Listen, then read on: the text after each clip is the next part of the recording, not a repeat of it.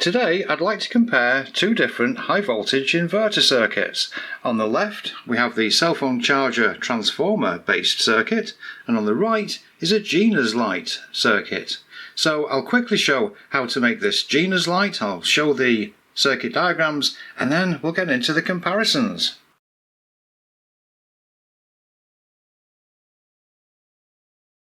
I've wound the coil now with 30 AWG. What I did was I wound 500 turns on a straw and then just passed that around and around and around. All of this is in the same direction. I'm going to use this 2N3055 and hopefully the legs will go inside. That's the plan, is to have the legs go inside to neaten things up a little bit.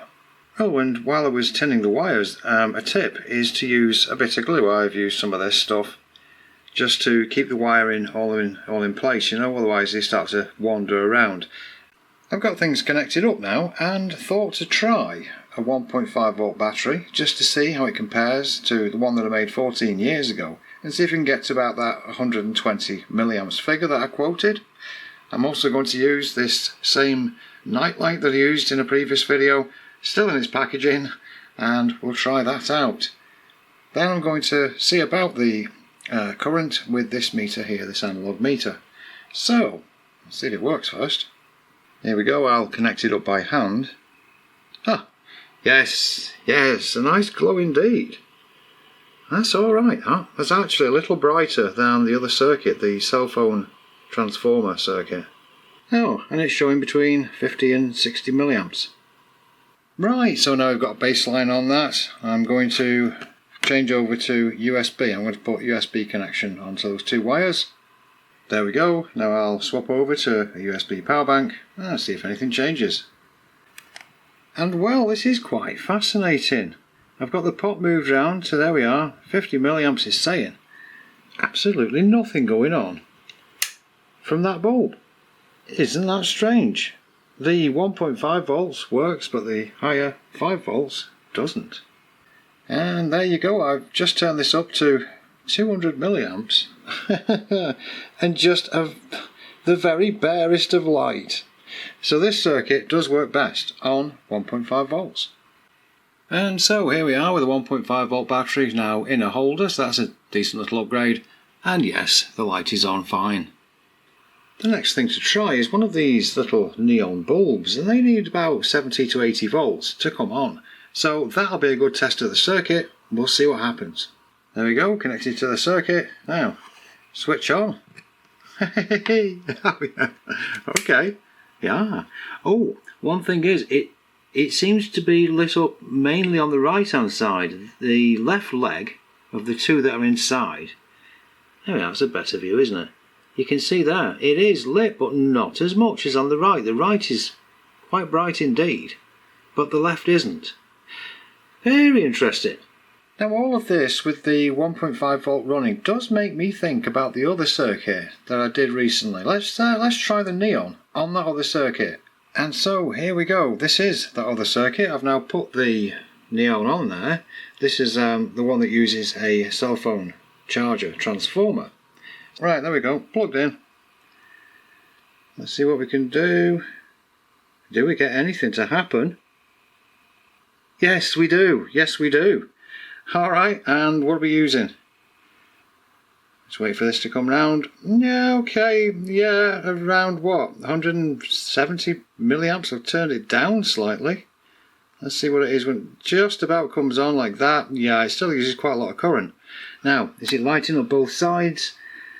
No.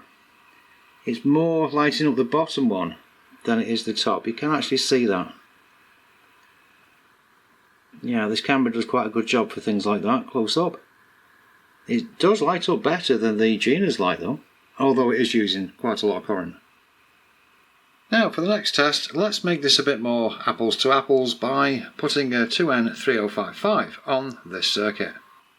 There we go, I've swapped it over. The other one was a C4242. Now, let's see if we can get that neon to work. Plugging in. There we are. Right, let's turn this pot. Oh, heck. Oh, yes, at a certain point. Oh, heck, look at the current, though. Turn it right down. Let's have a see what comes up. Oh, still 350 milliamps. So no, that's using a heck of a lot. But it will go really bright. Yeah, it does give a huge brightness, but it uses a huge amount of current. This time, mind you, both of them are lit up really well. I'm not sure what would cause that difference, but both legs inside the neon are lit up.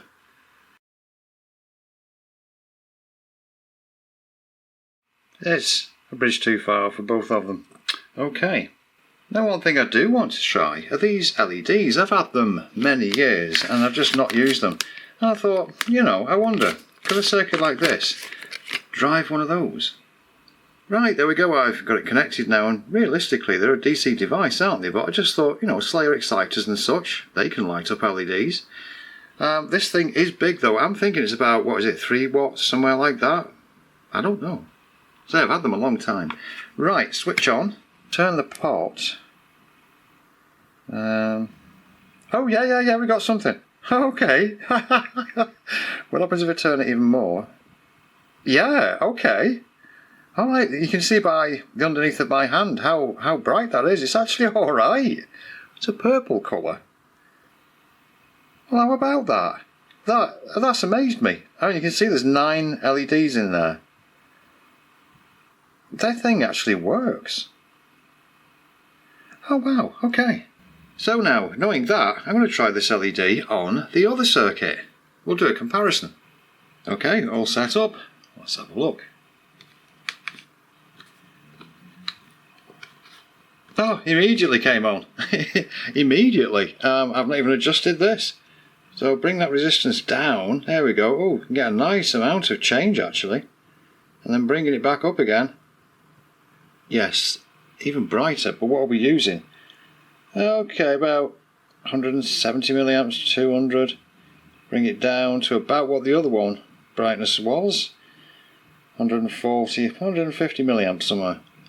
But it is running it, so both of them will run these larger sized LEDs. Hey, okay. And by the way, here's the brightness against my hand, if that helps. It is on quite brightly. Kind of that pink colour, purple colour. I've got both of them running now, and I was just thinking, I think I got these for grow lights, you know, for plants. I mean, legal plants, not the others. That'll be why the colour is as it is. So there we are, that was some enjoyable tests. Both of them do drive high voltage loads, they do drive decently sized LEDs. There's a lot of fun with the comparisons. Hope you enjoyed that, and hopefully I'll see you in another video.